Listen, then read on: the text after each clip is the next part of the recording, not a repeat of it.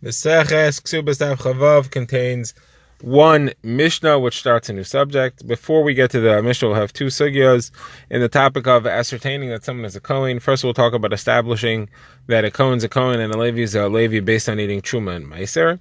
Then the Gemara will explain the difference between two opinions we've seen in our Mishnah. And then we get to our next Mishnah, which discusses what happens when a woman is taken prisoner, not captive, but prisoner. What is her status assumed to be going forward? So we begin with the Brisa. The Brisa says two halachos. So Shimon ben Elazar says, Truma, if you see someone eating Truma, you can assume he's a Kohen. If you see someone eating Meiser, you could assume he's a Kohen as well. Gemara will explain that. And then the second halacha is that if you see someone dividing property in a Beis Din, that the Gemara assumes this means that he's getting Truma by the oversight of the Beis Din who's keeping an eye on who's getting Truma, that does not prove that he is a Kohen. So Gemara is going to, of course, ask, how does that make any sense? So let's go through the Gemara, which will explain this one at a time. First of all, the Gemara says, you told me that eating Truma is a proof that he's a Kohen. I get that. Then you said that eating Meiser is proof that he's a Kohen as well. How does that make any sense? Meiser Rishon goes to a Levi, not to a Kohen. So the Gemara says it's actually Machokas Rabbi Kiva or Elazar ben Azariah who gets Meiser Rishon. The Torah says it goes to a Levi, and Rabbi Kiva says only a Levi, but Rabbi Elazar ben Azariah says it goes to a Levi or a Kohen. When it says Levi in the pasuk, it means Shevet Leviya, which includes Kohanim. So the Gemara says that still doesn't answer the question, because that means that a Kohen could be eating Meiser. It doesn't mean if you see a Kohen eating Meiser that proves he's a Kohen, or you see someone eating Meiser that proves he's a Kohen. It could be that he's a Levi. So what kind of proof is that? So the Gemara says no, it's a good proof because we learned in Mesechus Yevamos that during the times of Ezra made a knas. He made a punishment against the Levim for not coming back with him to Eretz Yisrael from Bavel, and he took away their rights to eat Meiser, and now it was only Kohanim. Now this, of course, is only the opinion of Rabbi Elazar ben Azariah. According to Rabbi Akiva, Levim are still allowed to eat Meiser. Either way, we now therefore say that according to Rabbi Elazar ben Azariah, after Takanas Ezra, only Kohanim could be eating Meiser. So if you see somebody eating Meiser, he must be a Kohen. So where it says not necessarily, because that's only if there are Kohanim around. If there are no Kohanim, even according to the Takana, you're allowed to give it to Levim. So maybe this person is really a Levi, not a Kohen. And the reason that he took Meiser is because there was no Kohanim around at the time. So the Gemara therefore says that we're talking about a very narrow case here where we knew the guy was not a Levi. How does that work out? So we had a case where the guy's father was a Kohen for sure, and our question is he a kosher Kohen or is he a halal?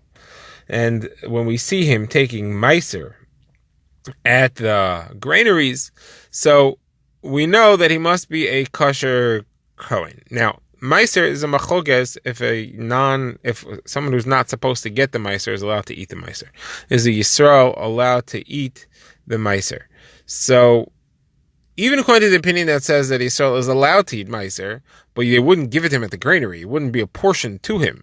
I think it's mixed into his food, he could eat it, whatever it is, but that he's actually given a portion in, and that wouldn't happen. So if this Kohen was a halal, he would not be given a portion of Meiser.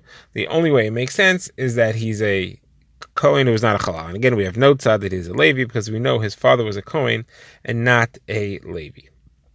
Now, the Gemara goes to the second halacha in the Brisa, which was that if somebody who gets a share based on the Beis Din doesn't prove anything. So the Gemara says, how does that make sense? If the Beis Din doesn't prove anything, so what does?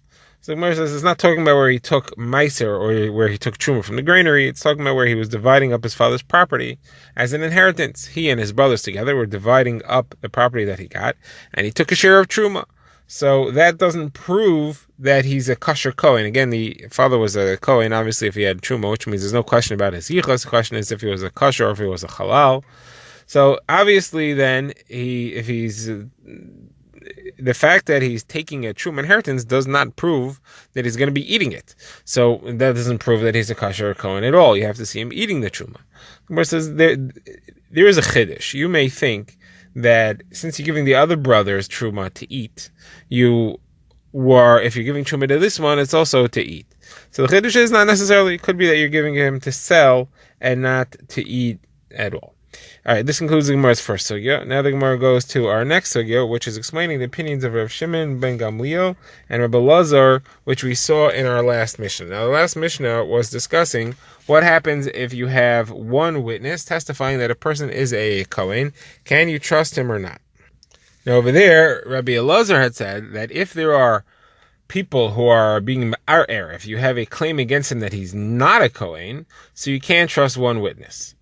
And Rav Shimon ben Gamliel said, without any explanation of what case he was referring to, that you could trust one witness. So the Gemara says this seems to be the same psak. Rav Shimon ben Gamliel is probably not talking about where there's a claim against him that he's not. And Rav Elazar is only saying that one witness is not trusted if there's a claim against him, but otherwise he would agree that you could trust one witness to establish. So they're both therefore saying that you could establish one witness, you could establish a person as a Kohen based on one witness that says so, as long as there's no claim against it, as long as there's no other people testifying against it. So what then is the difference between them? So we're going to try two attempts, and the Gemara will have to narrow down the second one a bit. So the first one, the Gemara says, is that they're arguing over what happens when they're arguing over how many people count as a trial, how many people count as a challenge. So when there are two people that are challenging, then they're both agreeing that one witness is no good because that's a challenge. Machlokes is when there's only one person who's challenging. Does that count as a challenge or not? So there, Rav Elazar says, a challenge, you can't trust one witness to support him. A challenge is even if there's only one. Rav Shimon ben Gamliel says, no, you could trust, if there's only one challenge, you could trust one witness against. So again, Machlokes is, if there's only one challenger who says he's not a Kohen, could you trust one aide that says he is a Kohen? So Gemara says this can't be the pshat, because of Yechon it says clearly that challengers have to be two people. You have to have two witnesses saying that he's not a Kohen. If you have only one, it's nothing. You don't need to do anything, you don't need to prove anything based on that. So the Gemara therefore says that we're talking about a different complicated case, and then the Gemara is going to have two versions. If this is the case, what exactly is the basis of their machlokes? So the Gemara says we're talking about where someone was assumed to be a Kohen. We knew his father was a Kohen. So there is no question that he's an actual Kohen by blood. The question is he a ben grusha ben chalutza? Is he a halal? So you had rumors, no actual testimony, just rumors that he was a ben grusha ben chalutza. When that happens, the Beis Din will temporarily remove him from his kohanic status. That is not a psak. Psak you wouldn't give based on one aid. You certainly wouldn't give it based on just rumors. But it is enough for us to pause his Kohen rights and to investigate. So we did that. Then one witness came and said he's a kosher Kohen. So we restored him to kahuna. So far he went down from kahuna and back up to kahuna. Then two witnesses came and said, no, he's a ben grusha ben chalutza. Well, that's well certified testimony. So we took him down again and gave him psak that he's not a ben grusha, that he's not a Kohen. He does not have kohanic rights because he's a chalal. Then another witness came and he said, I agree with the first witness that says that he's a kosher Kohen. So now we have 2 against 2. So the question, therefore, the machlokes between Rav Shimon ben Gamliel and Rabbi Elazar is, what do we do now? Do we put him back up to kahuna, which would be the fourth switch? He went from Kohen to non-Kohen, back to Kohen, back to non-Kohen. Do we put him back to Kohen? So the Gemara's first explanation of what their machlokes is that they all agree that these witnesses count together. The first witness and the last witness who support him, they count together. So we end up having 2 witnesses that support him and 2 witnesses against him. And the machlokes is zilusa de beidin. Do we say the Beis Din is going to look ridiculous if we put him back up again? We can't switch so many times, and therefore we cannot put him back up. He's just going to have to stay. For the sake of the Beis Din, he's going to have to lose his kahuna rights. So the machlokes therefore would be that Rav Shimon ben Gamliel says, listen, this is our fault. We took him down, so we have to put him back up. And that's why he gives a psak that we do put back a Kohen, we do elevate a person to kahuna based on one witness. That's what he meant to say. Rav Elazar says, no, you can't put him back up. It's going to be a zilusa de beidina. So that's the Gemara's first explanation. The Gemara rejects this, because the Gemara says, if that was the case, why would we say anything about Eid Echad?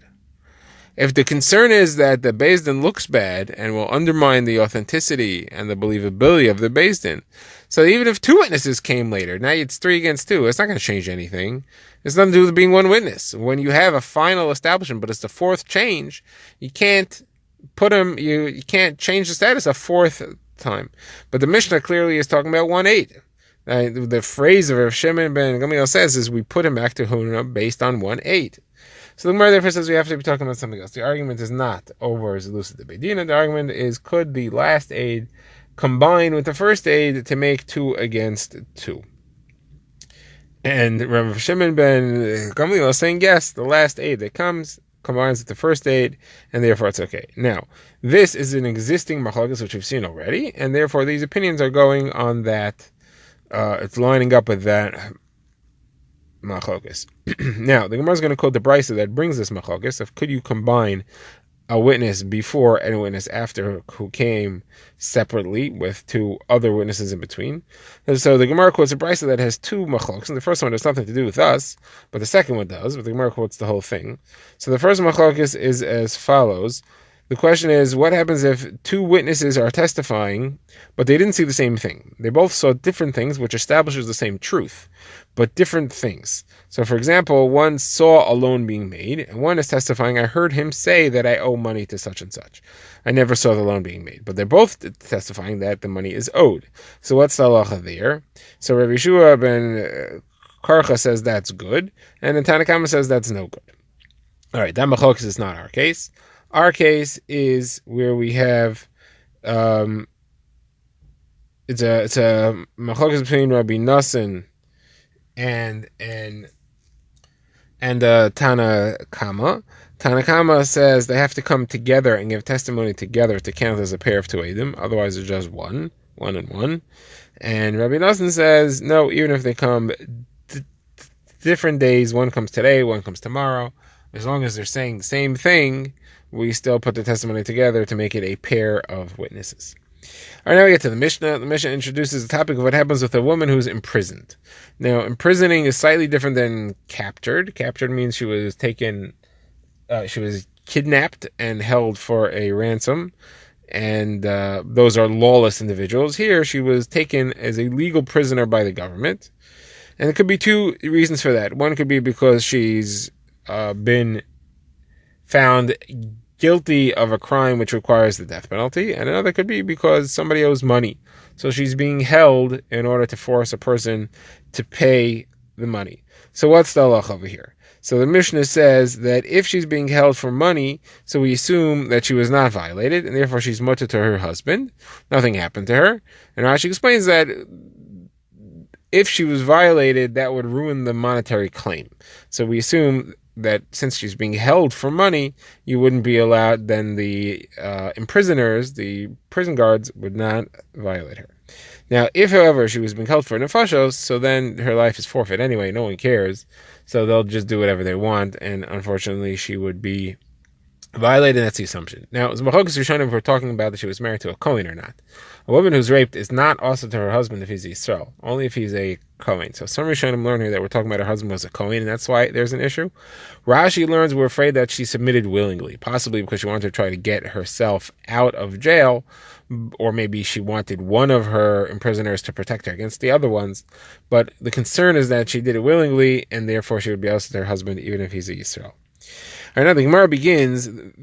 The Gemara says that we said in this Mishnah that it makes a difference to the imprisoners not to lose their monetary claim, and therefore they're not going to start up with the woman if they're trying to get money.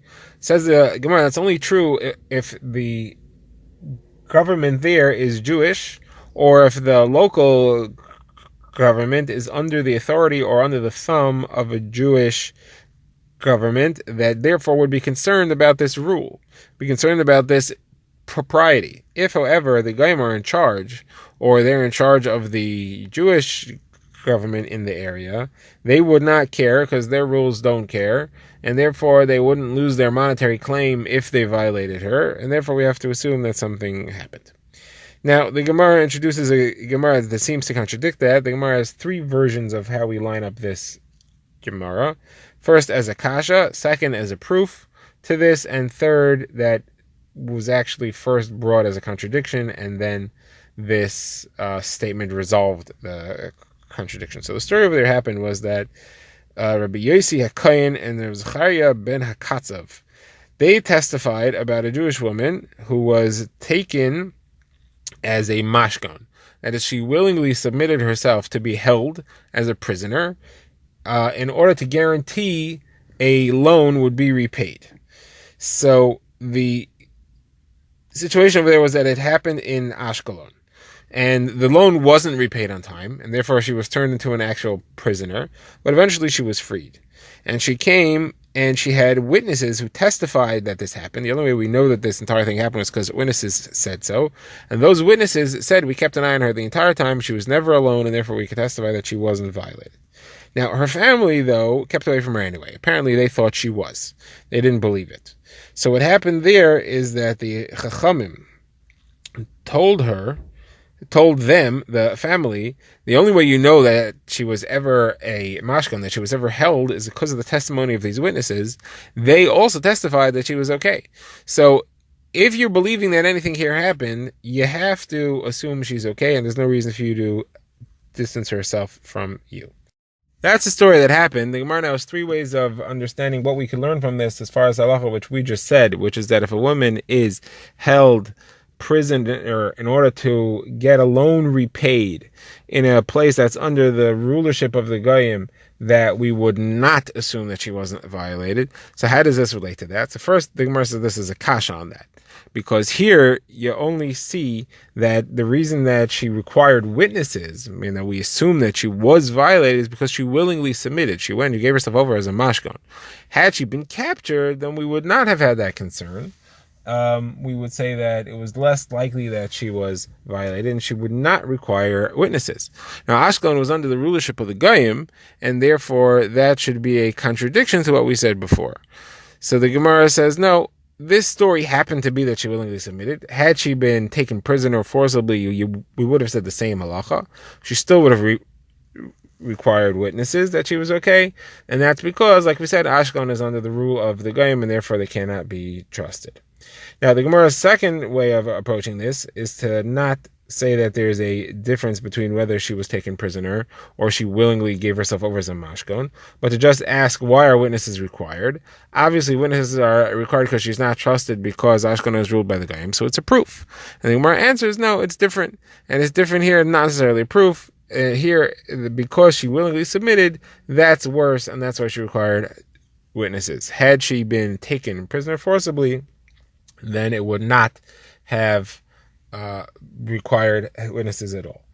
The Gemara's third approach is to just say that we just had a kasha on our Mishnah from this. The Mishnah says that if she is held prisoner for money, then you could assume that she wasn't violated. Here, though, we required witnesses, which seems to say we would not assume that she wasn't violated. Contradiction.